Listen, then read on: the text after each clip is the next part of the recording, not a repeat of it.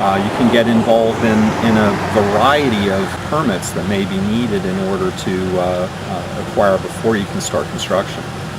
Really, the County Conservation District has some involvement in almost every project, and in some cases that's really the only permit you end up needing.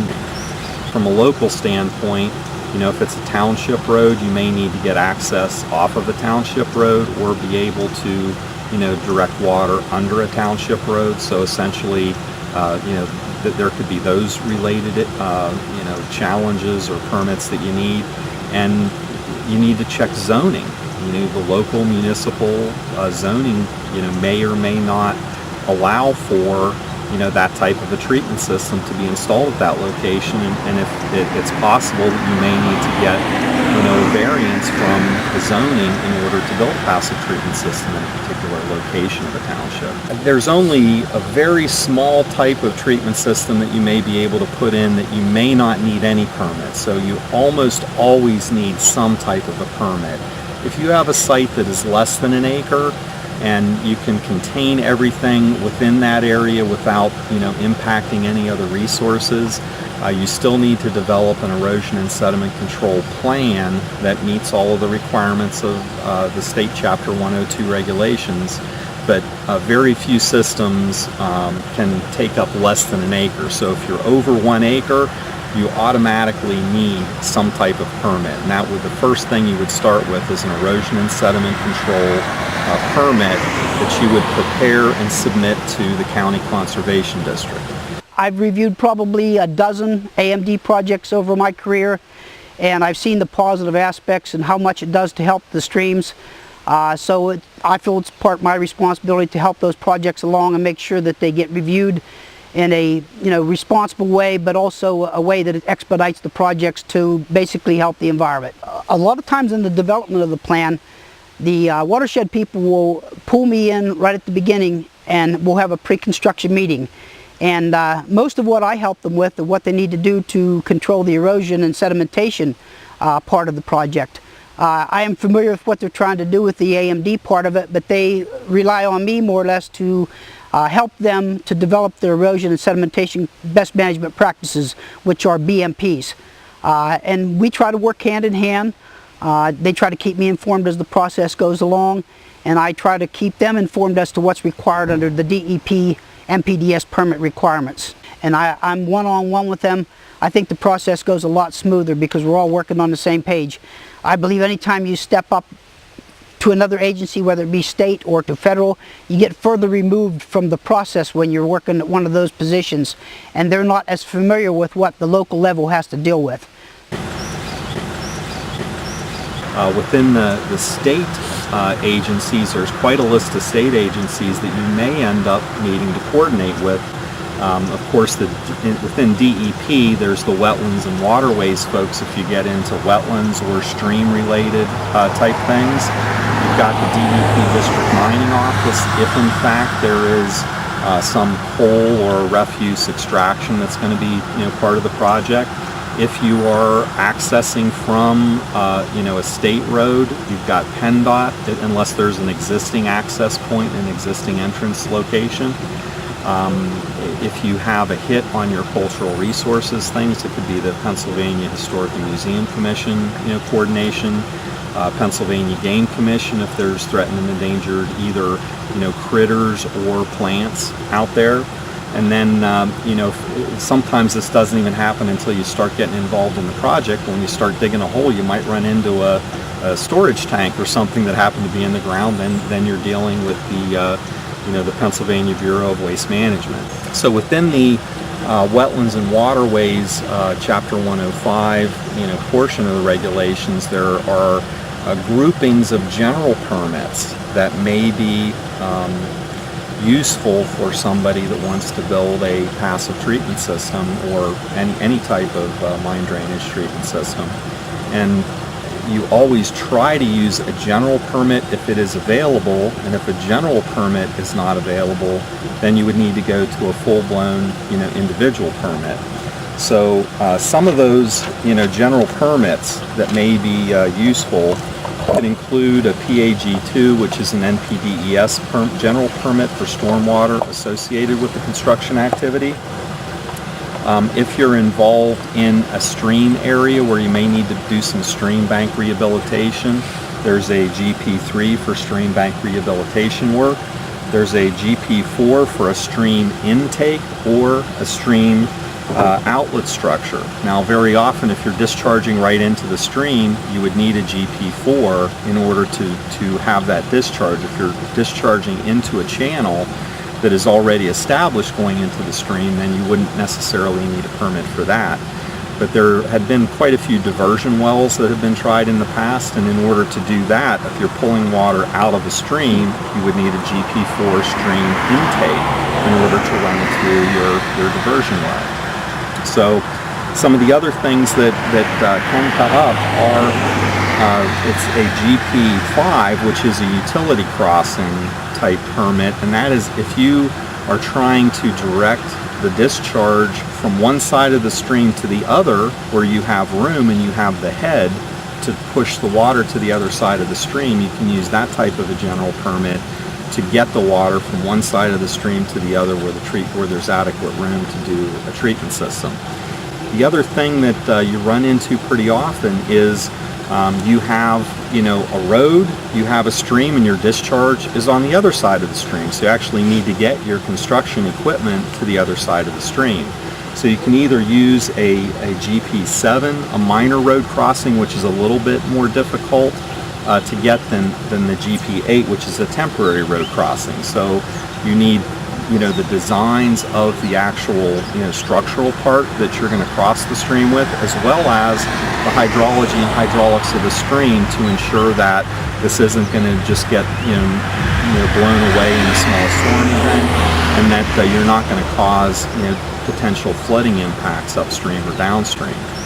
Then the one type of permit that's used fairly often, general permit in Pennsylvania for these systems, is GP16, which is a restoration waiver.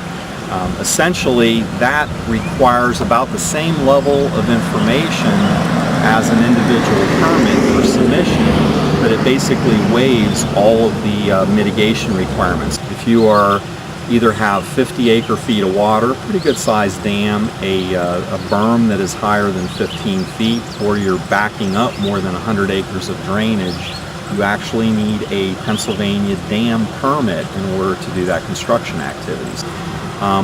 There are several sites here on Broad Top Township where, because of the past coal mining activity, the underground mine, entries were at a location near a tipple, and they threw all of their coal refuse in the flat spot, next to the stream, which is where, the most logical place for the treatment system to go would be. So there's a couple of options for doing that removal of the coal refuse, and to do that you need to coordinate with the Pennsylvania's district mining office that is in charge of that area. There's a couple of ways to do it through a government finance, GFCC, government finance construction contract, but more commonly it's an incidental coal removal as part of your construction project. But that has turned into a revenue source for some of the sites. If they can sell the refuse, you're basically using that fuel, you're cleaning it up, you don't have the pyritic material there, and you're opening up an area that is available then for your passive treatment system. Starting with the federal agencies, you have the U.S. Army Corps of Engineers who oversee wetlands and waterways type things. You have the U.S. Fish and Wildlife Service if there's a federally listed threatened endangered species that is of concern there.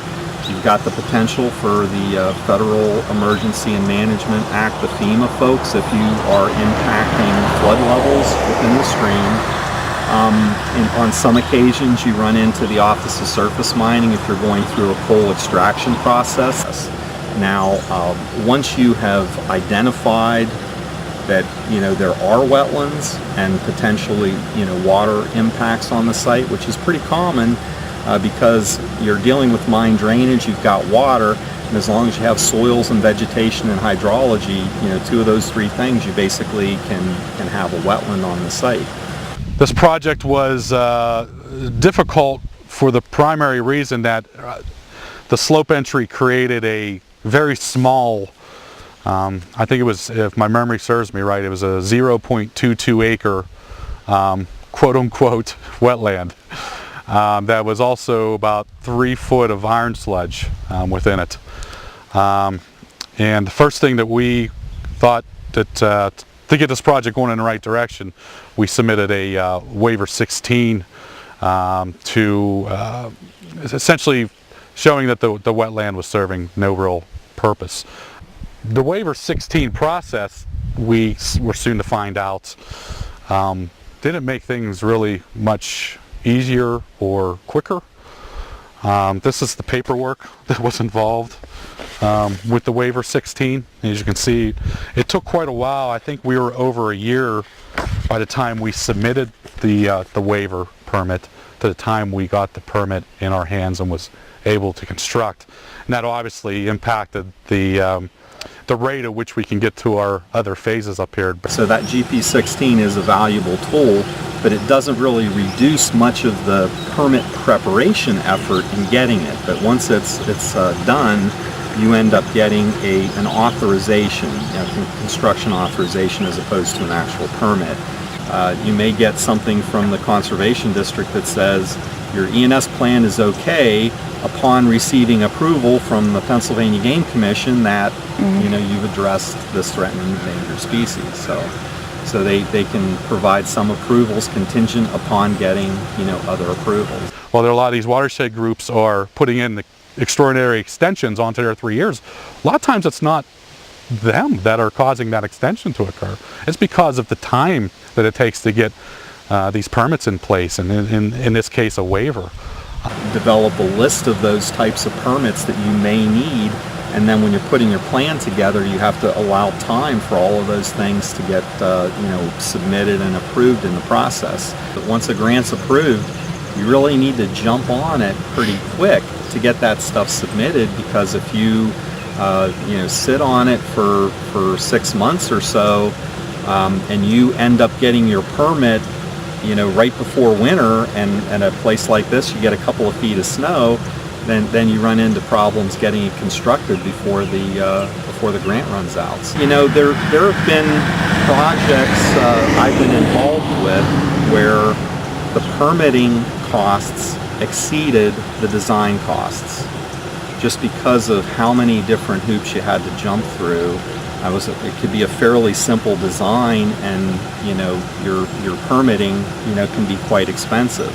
So there really isn't a flat rate for permitting.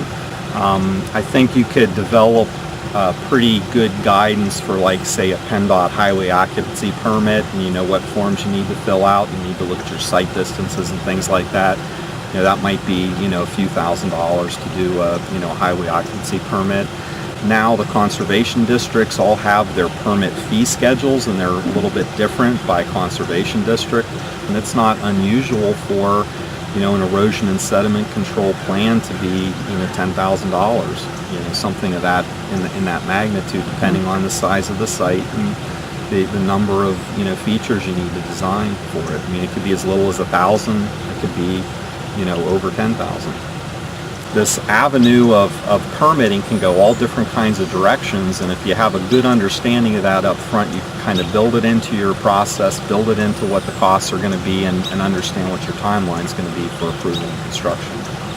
Whipcammer video diaries are produced by the Western Pennsylvania Coalition for Abandoned Mine Reclamation.